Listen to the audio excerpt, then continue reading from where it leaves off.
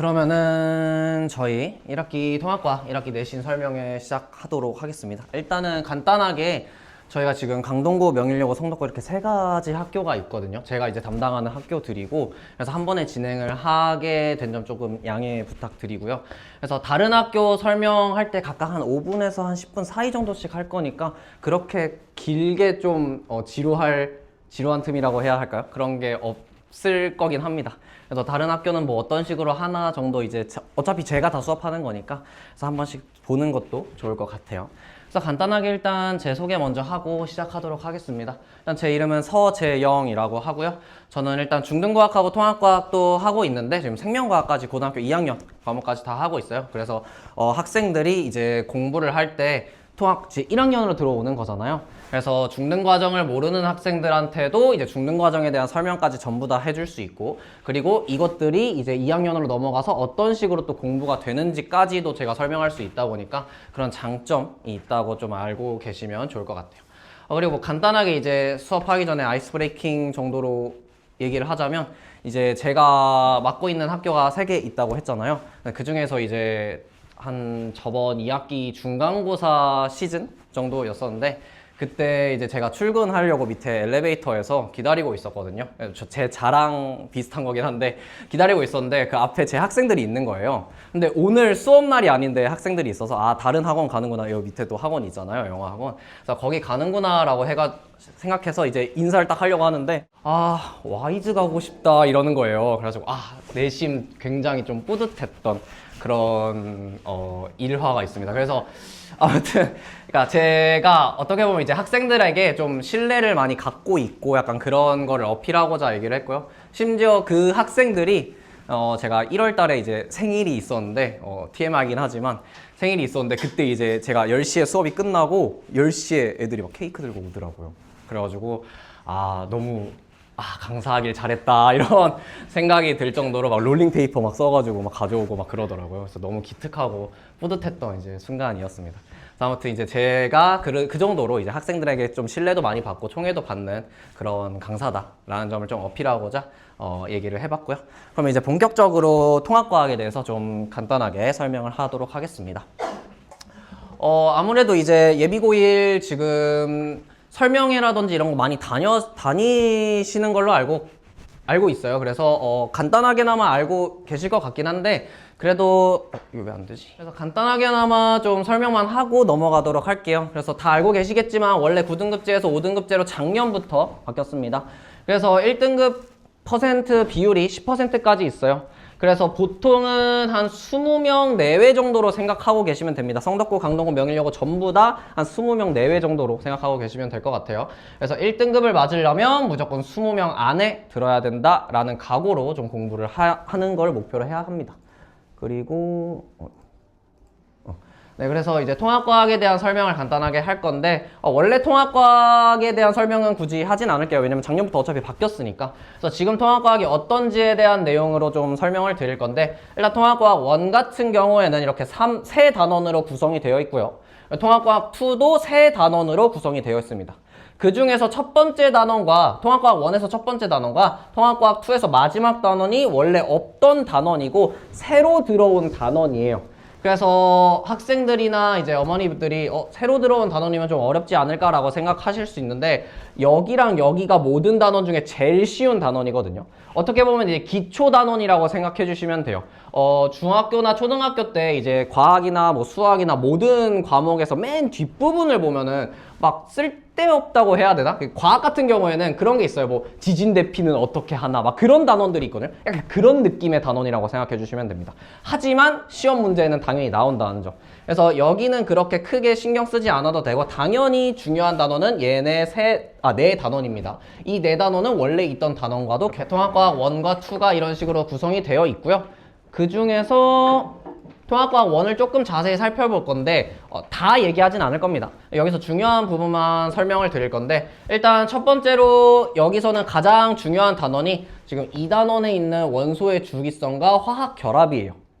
이게 이제 우리가 흔히 얘기하는 물리화학이 어렵다고 하잖아요. 그래서 그 중에서 화학의 기본에 대한, 기초에 대한 내용이라고 생각해 주시면 됩니다. 그래서 뭐 원소들이 어떤 것들이 있는지, 그리고 뭐 물이나 뭐 암모니아 같은 그런 분자들은 어떤 식으로 뭐 결합을 하는지 그런 거에 대해서 배우는 단원이고 학생들이 생각보다 많이 어려워합니다. 중학교 때도 배우긴 배우는데 그걸 더 자세하게 배우는 거예요. 중학교 때는 물이라는 애도 있고 암모니아라는 애도 있어 라는 정도만 배우는데 여기서는 걔네들이 어떤 방식으로 생겼는지를 배웁니다. 그래서 학생들이 이게 눈에 보이는 그런 게 아니다 보니까 이 상상으로 해야 돼서 굉장히 많이 어려워해요.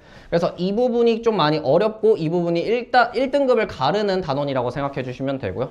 그리고 밑으로 넘어와서 여기 역학 시스템 있죠. 여기가 이제 물리 파트라고 생각해 주시면 됩니다. 그래서 당연히 화학 물리가 어려운데 그 중에서 물리 파트 중에 중력을 받는 물체 운동과 운동과 충돌 이렇게 두 단원이 배치가 되어 있는데 그 중에 첫 번째 단원은 사실 중학교 3학년 때 이미 다 끝낸 단원이기도 합니다.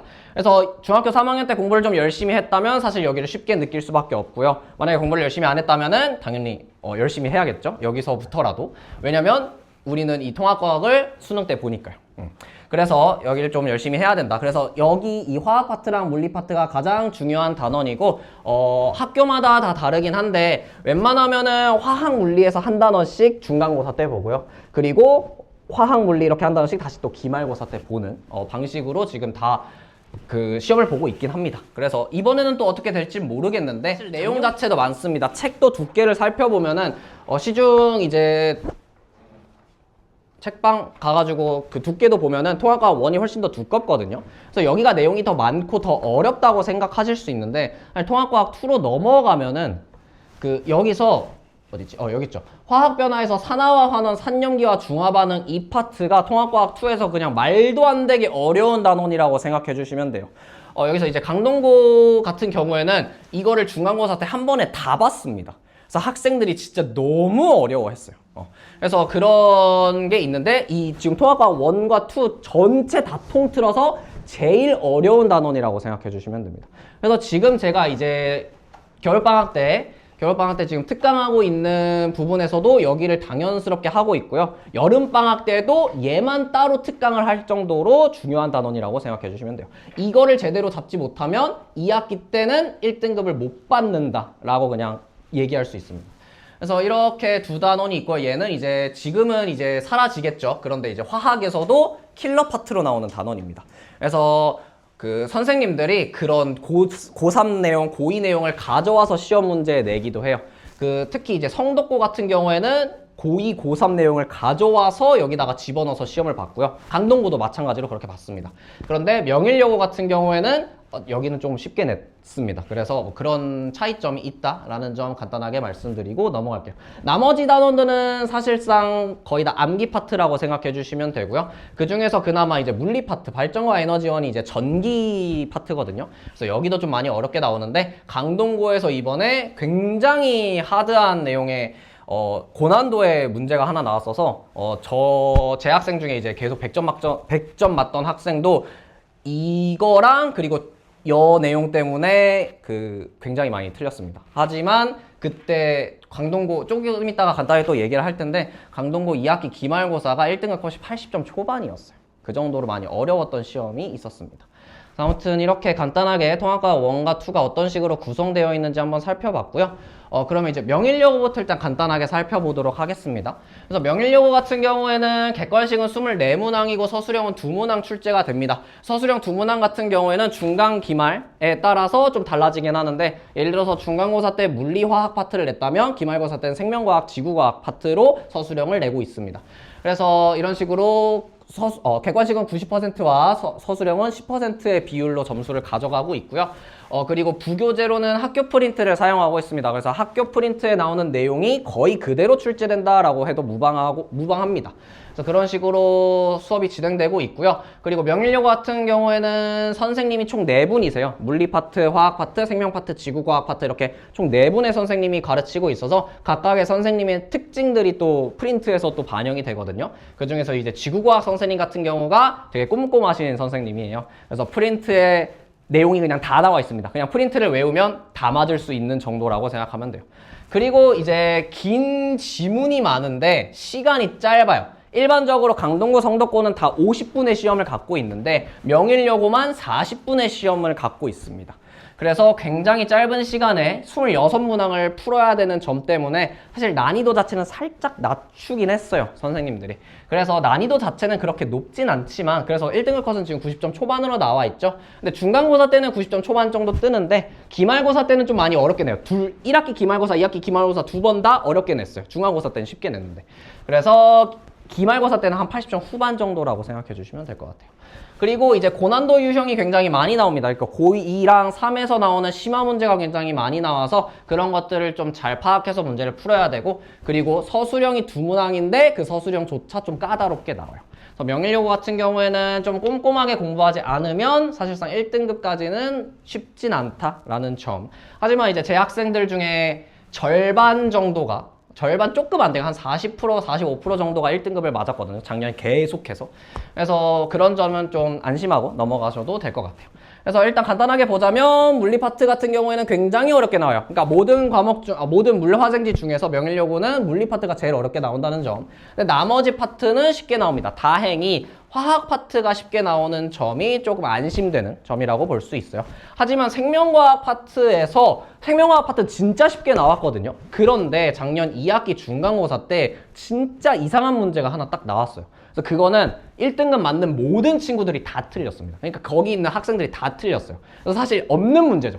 그러니까 100점이 96점이었던 시험이었던 거예요. 그래서 이런 것들은 사실 어떻게 보면은 이제 자연재해잖아요. 그래서 그런 것들은 이제 사실상 그 대비한다고 해서 대비되는 그런 문제가 아닙니다. 선생님이 그냥 너네 그냥 죽어봐라 하고 내는 그런 문제란 말이에요. 그래가지고 이런 것들의 그냥 특징 정도가 있다라고 봐주시면 되고, 그래서 작년 이제 시험 문제들을 가져온 건데요. 이게 그 미친 문제라고 생각하면 될 것 같아요. 그 생명과학에서 나왔던 문제인데, 여기 지금 보면은 간단하게 설명하면 원래는 여기 숫자가 나오면 안 돼요. 그 교육과정 상에서, 통합과학 교육과정 상에서 이 숫자가 보인다는 거는 얘는 생2를 배우고 있다는 뜻입니다. 생2면은 고3 내용이죠. 지금으로 치면은. 그러니까 그거를 냈어요. 심지어 이걸 학교에서도 그냥 넘어갔답니다. 아, 이런 게 있어? 크크크 하고 넘어갔대요. 그래놓고 이걸 낸 거예요. 그래가지고 학생들이 다 틀렸다는 점. 그래서 당연히 저는 내지 않게, 설마 이런 거 내는 학교가 저는 본 적이 없어가지고 1학년 때. 그래서 당연히 내진 않겠지 하고, 이거는 애들이 이걸 알려주면은 이걸 공부하기 싫어해요. 너무 어렵다 보니까. 그래서 그러니까 제대로 다른 거라도 맞춰라 하고 얘네들은 잘 안 알려주는 편인데, 명일여고는 이제 이번 연도부터는 얘도 이제 공부를 해야겠죠, 당연히.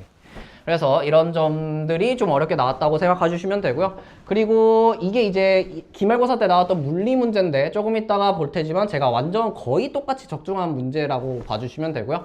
여기 지금 보면은 서술형 문제가 굉장히 조건도 많고 까다롭죠. 이걸 40분 안에 풀어내야 된다는 점이 굉장히 어렵다고 생각해 주시면 됩니다. 그리고 이제 이 문제 같은 경우에는 여기 보면은 이제 수온약층이 시작되는 깊이 편차를 물어보는데, 이 문장 자체가 통합과학 교육과정에서는 잘 다루지 않는 문장이에요.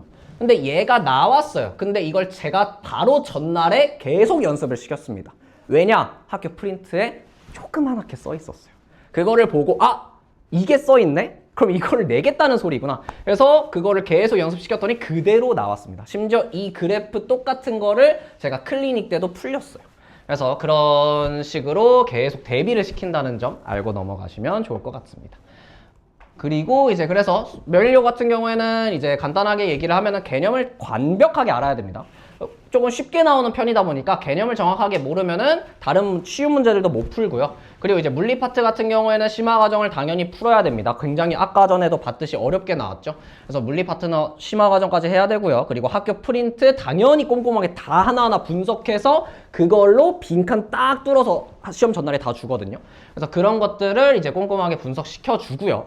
그리고 긴 지문이 많다 보니까 그걸 대응하기 위해서 그 공부를 할 때도 문제풀이 해줄 때 얘는 어떤 식으로 분석해야 되고 이 문장은 어떤 식으로 분석해서 어떻게 풀어나가야 된다라는 거를 하나하나 꼼꼼히 다 알려줍니다. 강동고, 성덕고 다 마찬가지긴 해요. 그래서 아무튼 명일여고 같은 경우에는 이런 식으로 수업을 진행한다는 점. 물론 당연히 이것들은 다른 학교도 해당되는 수업 내용입니다. 하지만 명일여고는 이거를 조금 더 특화시켜서 수업한다는 말이에요. 그래서 아무튼 이렇게 되면은 명일여고에 대한 간단한 설명은 끝이 났고요. 그 다음으로는 이제 제가 강동고에 대한 설명을 해보도록 하겠습니다.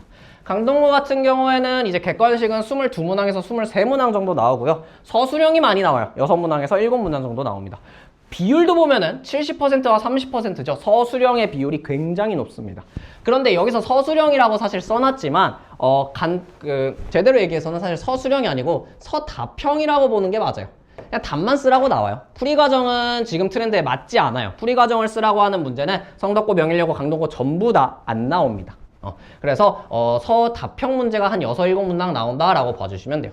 그리고 강동고 같은 경우에는 부교재를 EBS로 써요. 이게 굉장히 특이한 점이 뭐냐면 EBS는 문제가 좀 어렵습니다. EBS 개념 완성 교재 자체가 일반적인 완자, 오투 아니면 뭐 MP과 같은 그런 기본적인 교재들보다 어려운 교재예요. 그렇다는 말은 이걸 부교재로 써. 나는 어려운 교재를 부교재로 써. 그럼 시험에 어떻게 낸다는 거예요? 어렵게 낸다는 거죠. 실제로 어렵게 나옵니다. 고등학교 2학년, 3학년 과정을 그냥 당연스럽게 내요. 그러니까 아까 전에 명일여고 같은 경우에는 그런 것들을 고난도 이제 1등급을 가르기 위한 문제로 낸다면 얘네들은 그냥 기본 문제도 그런 문제예요. 그래서 굉장히 어렵습니다. 생각보다 많이. 그래서 1등급 컷이 이제 80점 후반 정도 되고요. 근데 2학기 기말만 아까 전에 얘기했듯이 너무 이상하게 나와서 80점 초반이 나왔습니다. 이때 제 계속 100점 맞던 학생이 이때 이제 90점 초반이었나 80점 후반대를 맞았거든요.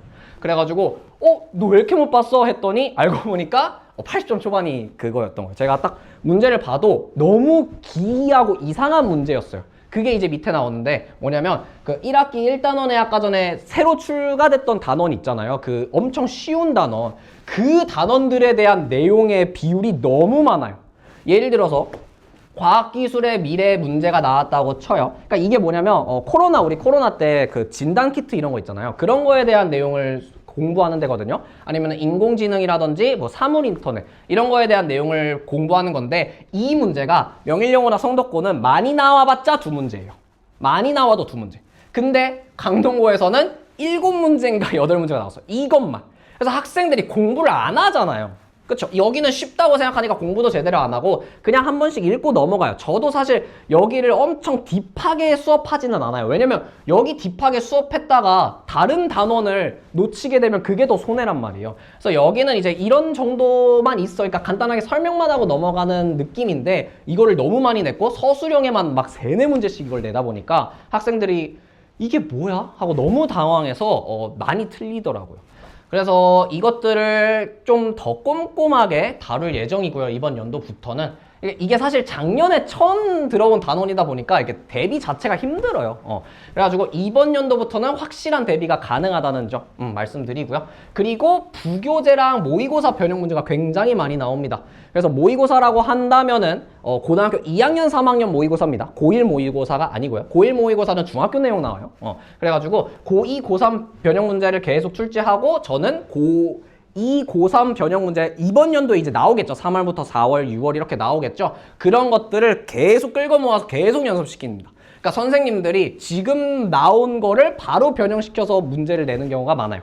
특히 이거는 강동고만 해당되는 게 아니고 성덕고가 진짜 심해요. 그냥 그림까지 완전히 똑같이 다 붙여놓습니다. 그래가지고 성덕고 같은 경우에는 조금 이따가 볼 수 있는데 적중 문항이 너무 많았어요. 절반 이상을 다 똑같이 시험 전날에 똑같은 문제를 했는데 그게 절반 이상이 나왔거든요. 그래서 그 정도로 모의고사를 변형 많이 한다는 점. 강동고도 마찬가지고.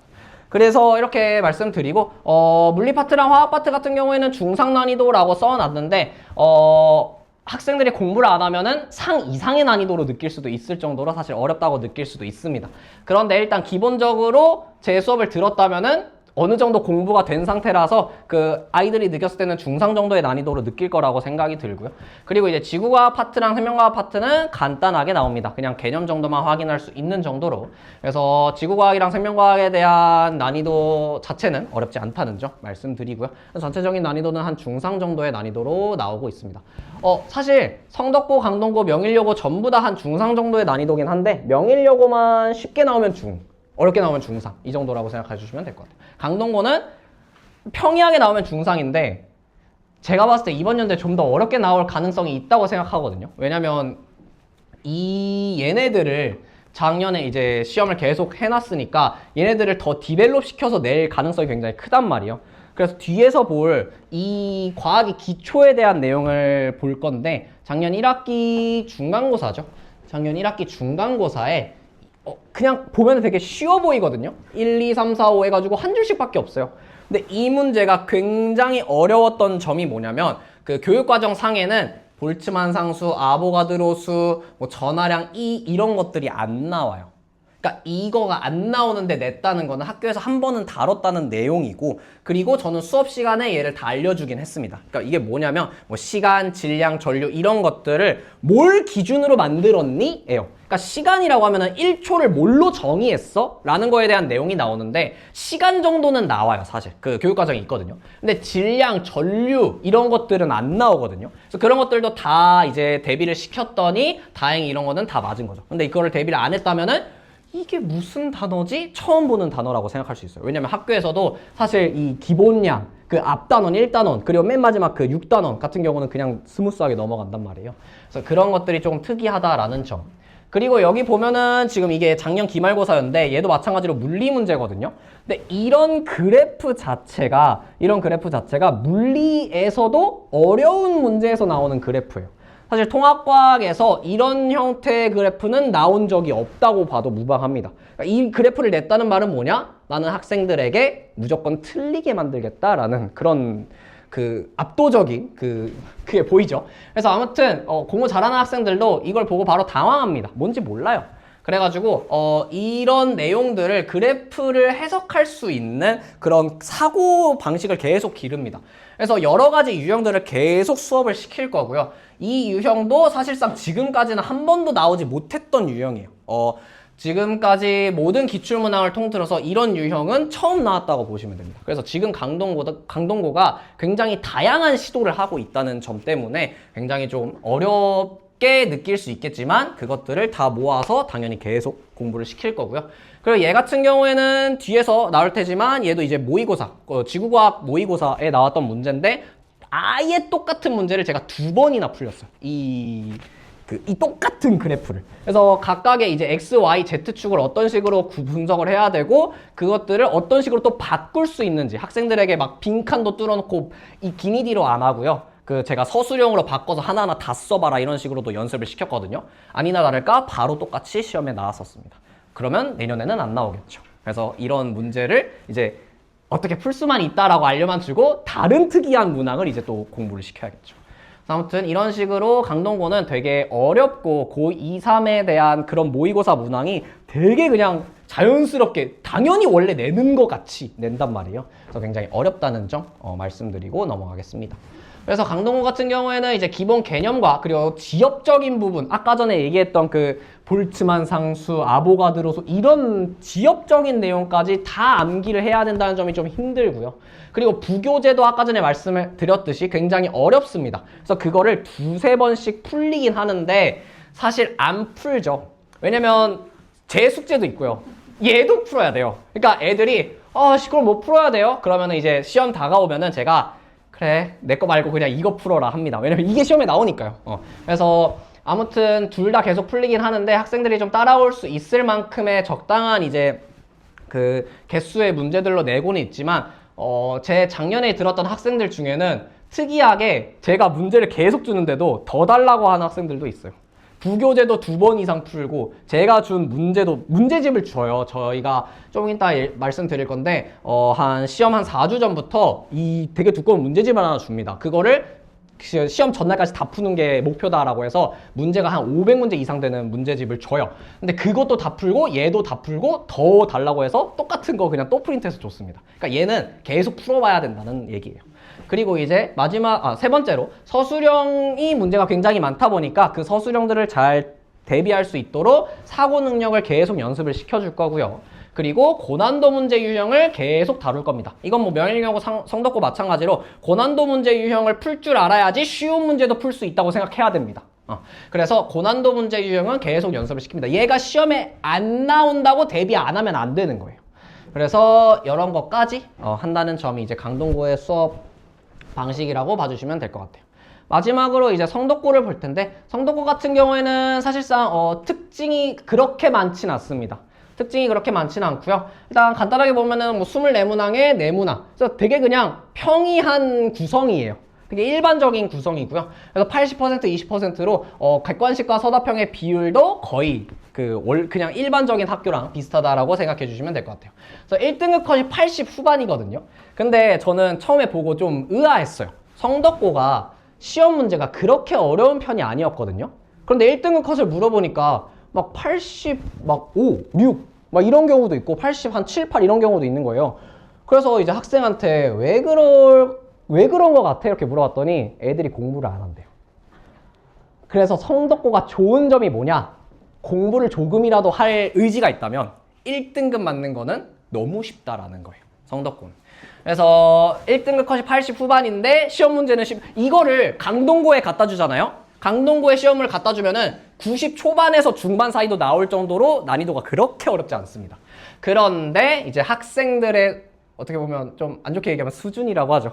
수준이 좀 낮아요. 공부 안 하는 학생이 굉장히 많기 때문에 조금만 해도 많이 올라갈 수 있다는 점. 그리고 이제 부교재는 완자 기출픽을 사용을 합니다. 이거 같은 경우는 저희가 주는 문제집 안에 동봉되어 있는 교재라 가지고요. 이거는 계속 제가 많이 풀리는 문제라서 걱정하실 필요는 없고요.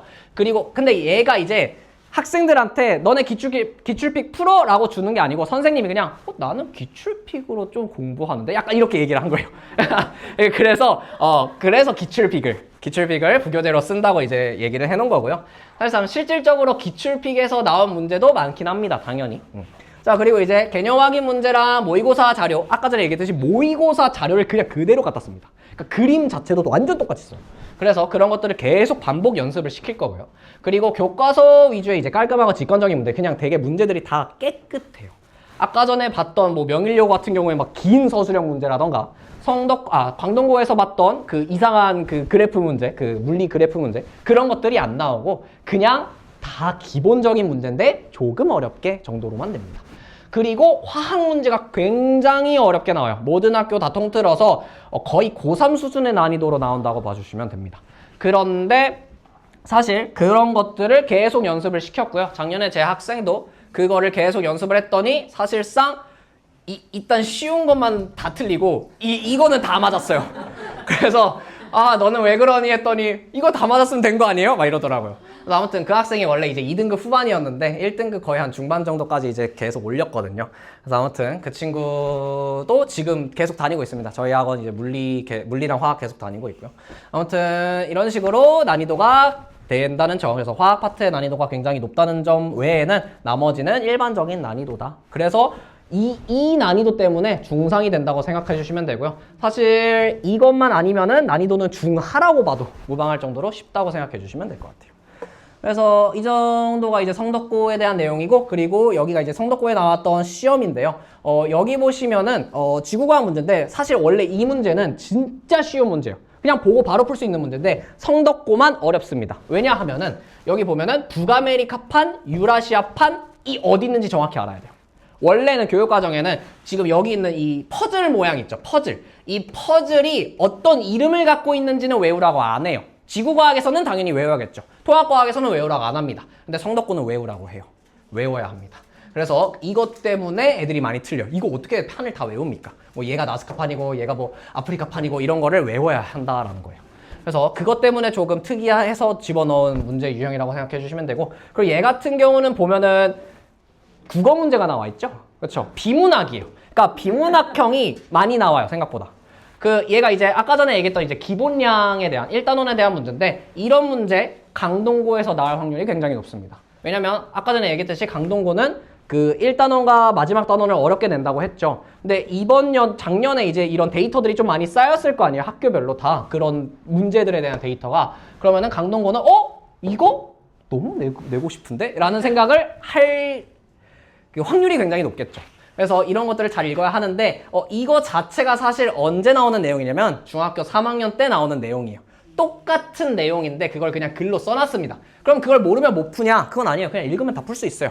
근데 이거를 안 읽고도 풀면 굉장히 좋긴 하겠죠? 그런데 사실 통합과학 공부하는데 거기서 중학교 내용을 공부할 수는 없잖아요. 그래서 이런 것들 할 때 그냥 이런 것들이 있어 정도만 알려주고, 학생들이 문제를 풀 때는 이거는 어떤 식으로 해석해야 되는 거야. 여기 기역, 니은 이런 것들이 있는데 그런 것들을 어떤 식으로 해석해야 되는구나 정도만 이해하고 넘어가면 될 것 같아요. 그래서 다른 비문학이 나와도 똑같이 적용해서 풀 수 있게끔.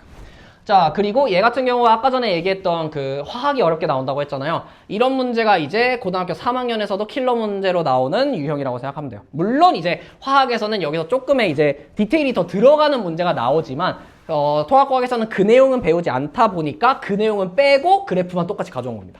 이 문항 역시 연습을 계속 시켰어요.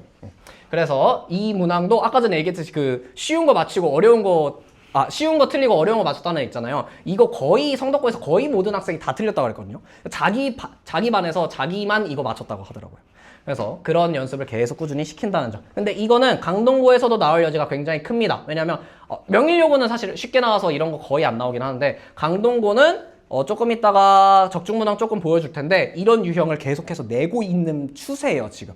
조금씩 난이도를 올리고 있어요, 화학의 난이도를. 그래서 이런 문항까지도 나올 수 있다는 점 얘기 드리고요.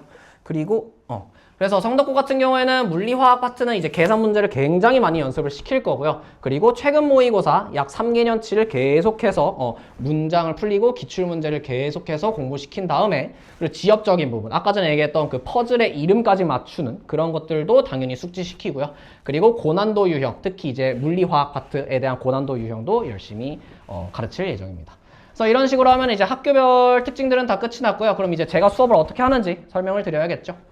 그래서 일단 저 같은 경우는 사실 모든 선생님들이 다 비슷하긴 합니다만 저 같은 경우에는 이제 개념 완성을 먼저 시키고 그리고 복수 테스트와 실전 모의고사로 총 3가지 스텝을 밟아서 공부를 한다고 봐주시면 될 것 같아요. 뭐 당연하지만 개념 완성 같은 경우에는 당연히 완벽하게 다 진행이 되고요. 그런데 이때 제가 제 특징 중에 하나가 중등도 하고 고등, 고2까지 한다고 했죠. 그래서 중등 과정 복습도 시켜줍니다. 그러니까 내 아이는 중학교 때 공부 안 했는데 그래도 괜찮아요. 중학교 과정도 다 알려줍니다. 사실 중학교 내용을 안다고 상정하고 문제를 다 내는 거거든요. 그래서 중학교 내용을 모르면은 그 통합과학을 공부를 해도 얘가 왜 이렇게 되는지를 몰라요.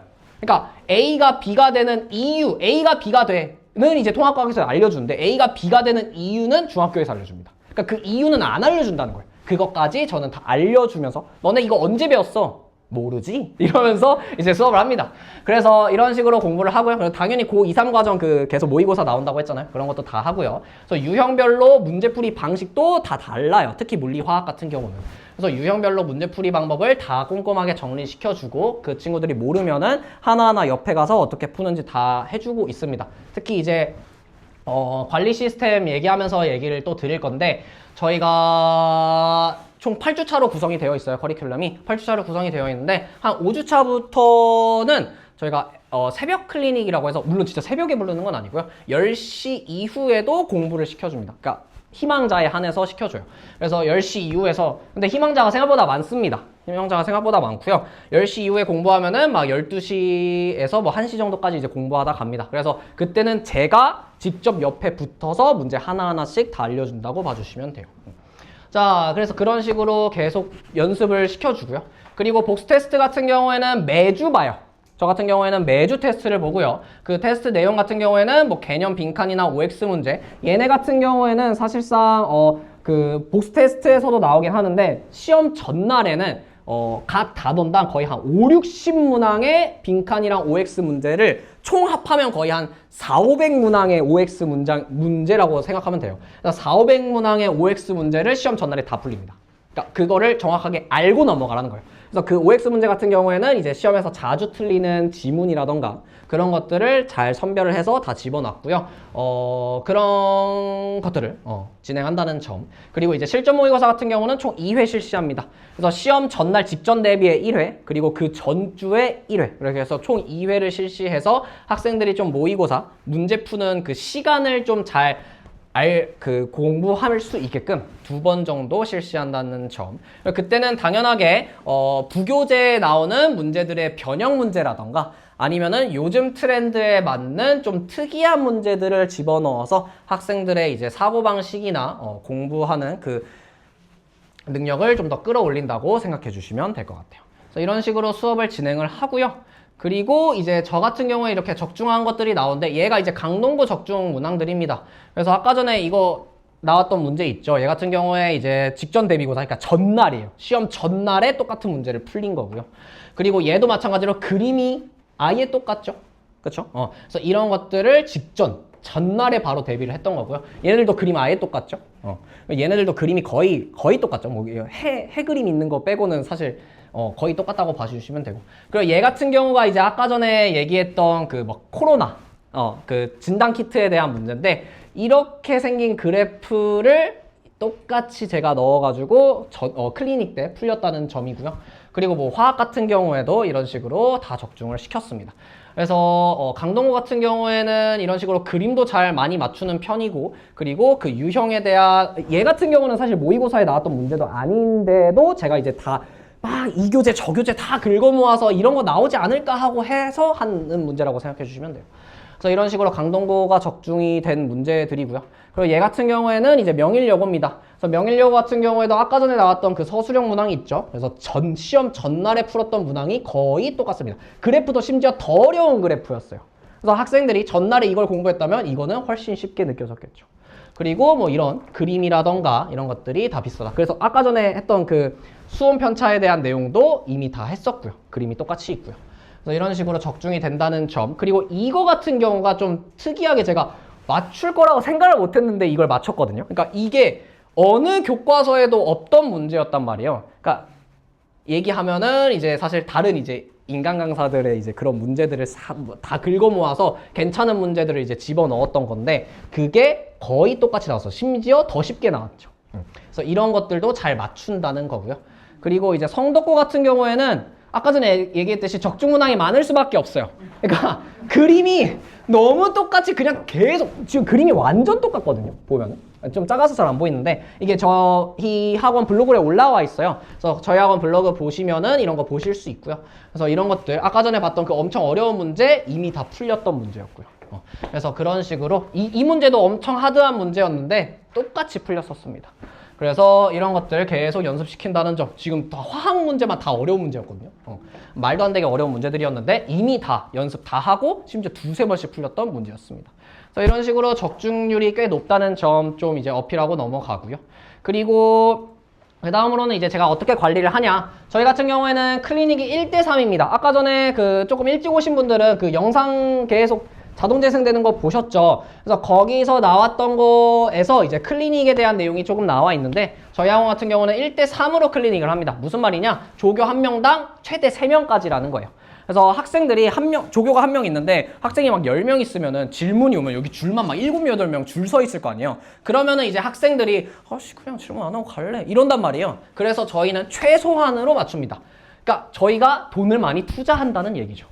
그래서 1대3으로 클리닉을 진행을 하고요. 그리고 그 클리닉 후에는 주간 리포트가 전송이 됩니다. 그 주간 리포트에 대한 그림을 뒤에서 보여줄 겁니다.